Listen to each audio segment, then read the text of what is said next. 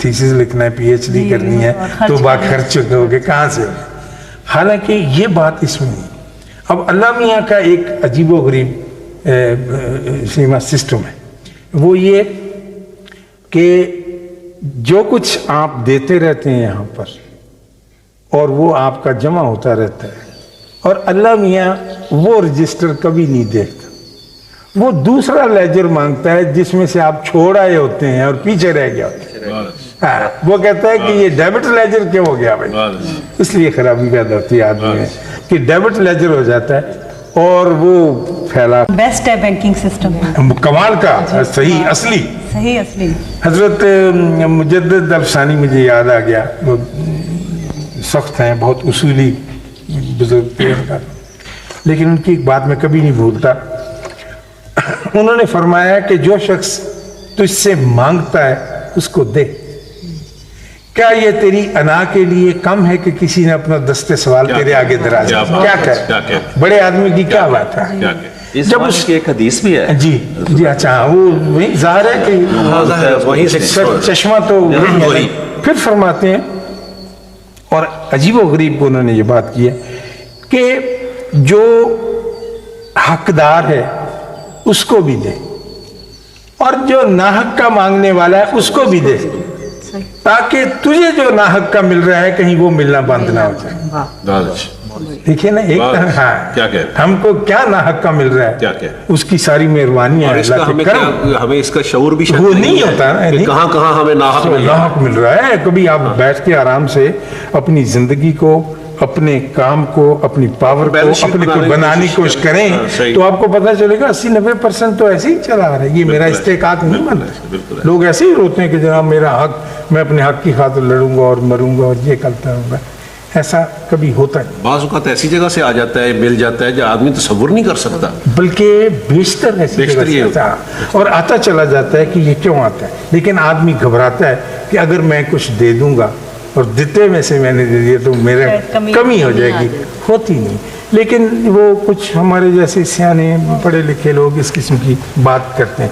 ایک ہمارے میرے ماڈل ٹاؤن میں ایک کلیگر تھا، بہت اچھے، امیر دین کلیگر. تو ہم سب کو پیارا تھا، بانڈے دے کے غریب سا آدمی تھا. وہ فوت ہو گیا تو مولوی صاحب نے اعلان کیا مسجد میں، کہنے لگے کہ بھائی امیر علی فوت ہو گیا تو اس کی دعا کرانی. تو مغرب کے بعد آپ سب لوگ اکٹھے ہوں علاقے کے، ہمارے بلاک کے کچھ، تو ان کی دعا کہلوانی. تو ہم ابھی کچھ پڑھ ہی رہے تھے کہ وہ ایک لڑکا آ گیا اور اس نے آ کے کہا کہ جی میرا والد بہت بیمار ہے. وہ مسجد میں آ کے کھڑا ہو گیا. تو اس نے امیر علی کلیگر کی دعا بھیجی. ہم نے کہا دعا بھیجی کیا ہوتا ہے؟ دعا تو آدمی آگے کرتا ہے. اس نے کہا جی یہ میرا والد جو تھا اس کا بڑا یار تھا اور بہت پکے دوست تھے، جو بابا سلطان وہاں کا تھا. تو اس کو درد ہے شاٹھی کا پین، وہ جو درد ہو جاتا، اچھا وہ اس کو اس زمانے میں بیچارے کو تھی، تو وہ موومنٹ نہیں کر سکتا تھا. تو اس نے اپنے بیٹے سے کہا کہ تو میری طرف سے، میرا بڑا پکا یار تھا، تو میری دعا بھی لے جا مہربانی. تو کہا لگا جی میں اس کی دعا لے کے آؤں. تو ہم نے کہا کہ دعا کیا لے کے آیا تو ہم وہ گٹھلیاں پڑھ رہے تھے اور اس اٹھ کے آدمی باہر دیکھے تو وہ لڑکا ٹریکٹر لے کے آیا تھا، پیچھے ٹرالا تھا.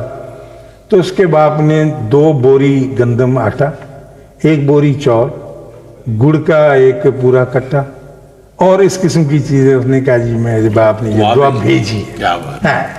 کبھی اس قسم کی باتیں سمجھ میں یا مہربانی سوچنے میں نہیں آئی کہ دعا بھیجنے کا، دینے کا، یعنی داد و دہش کا یہ کیا طریقہ.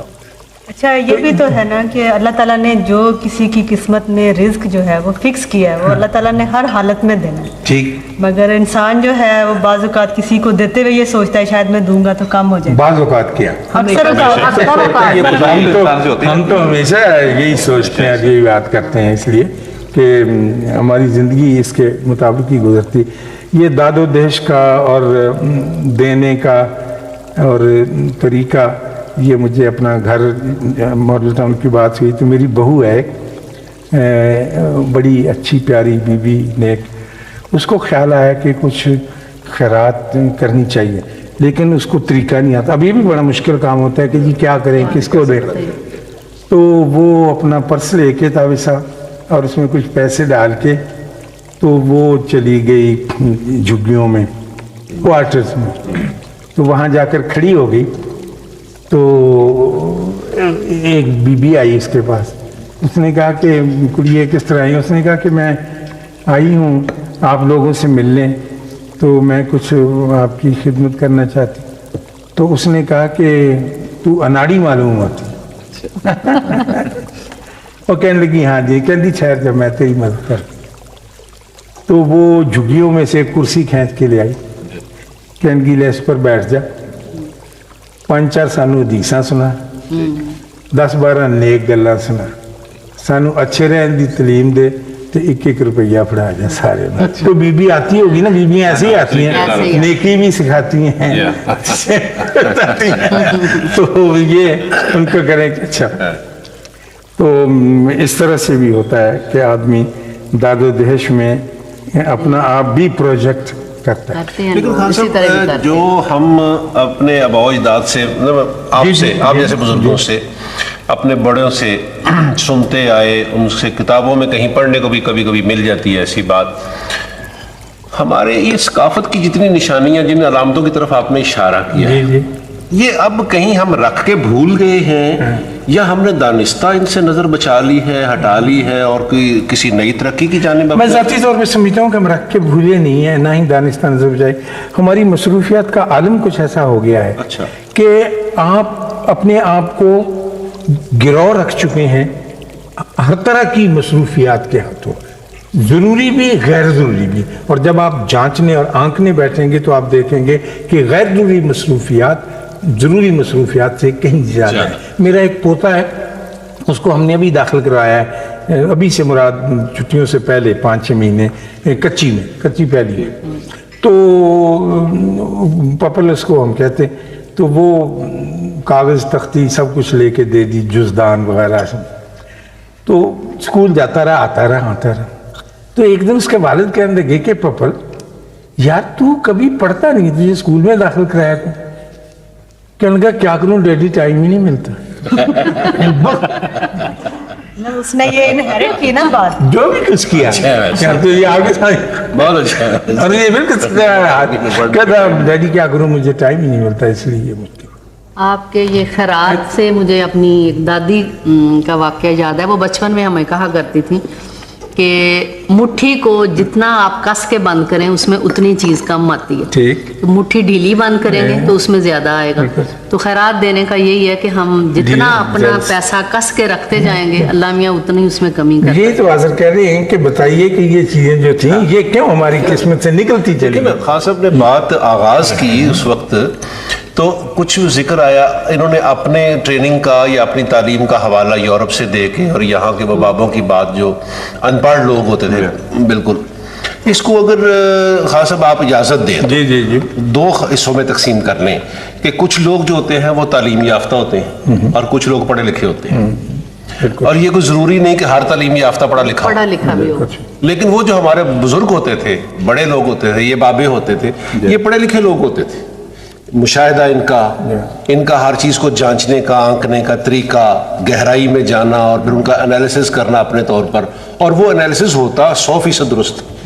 ڈگریاں یا کتابیں دیکھیے میں اس سے تھوڑا سا انحراف کر کے, اچھا ہے کہ آپ بھی ان کے پوتے نواسے انہی کے ہی ہیں نا, نظر چلی آ رہی ہے. میں آپ سے پوچھتا ہوں, ایک سوال آ گیا میرے ذہن میں کہ میں نے اتنی آپ کے سامنے لمبی بات کی, تو آپ بھی مجھے مدد کریں کہ انسان جس شخص پر تنقید کرتا ہے اور جس میں کیڑے نکالتا ہے اور جس کو بہت برا سمجھتا ہے, کیا خود اس جیسا ہونا چاہتا ہے, یا آپ کے مشاہدے میں ہے کہ خود اس جیسا ہو جایا کرتا ہے؟ ہاں نہیں ہے تو صحیح, لیکن مطلب ہے کہ اگر آپ نگاہ ڈالیں نا, یہ دیکھیں کہ یہ آپ کا مثلاً کوئی سیاستدان ہے جو آپ کے کوئی انٹیریئر منسٹر پہ تنقید کر رہے ہیں, پھر تھوڑی دیر بعد آپ دیکھتے ہیں حکومت پلٹ گئی, وہ خود ہی انٹیریئر منسٹر ہوا ہے نا. میں یہ سوال آپ کے سامنے پیش کیا کہ مجھے یہ دقت ہو رہی تھی, گھر اور ارد گرد یہ دیکھتا ہوں کہ غریب آدمی امیر آدمیوں پر بڑی تنقید کرتے ہیں بے شمار شدت کے ساتھ، لیکن اگر ہم ان کو کوئی مارکسزم وغیرہ لا کے دیا نا، ایک بڑے 70 برس تک دیا کہ بھی اس میں تمہاری بہتری ہوگی، تو وہ اسے فیل کر دیتے. وہ کیا خود چاہ رہے ہوتے ہیں کہ ایک موقع پڑے تو ہم بھی امیر ہو جائیں، کیونکہ امارت کو اگر ایریڈیکیٹ کریں. انسان کی فطرت میں یہ بات تو ہے. ویسے فطرت میں انسان کے لاشعور میں جو ہے وہ ایک بات ہوتی ہے جو اس تک نہیں پہنچ سکتا.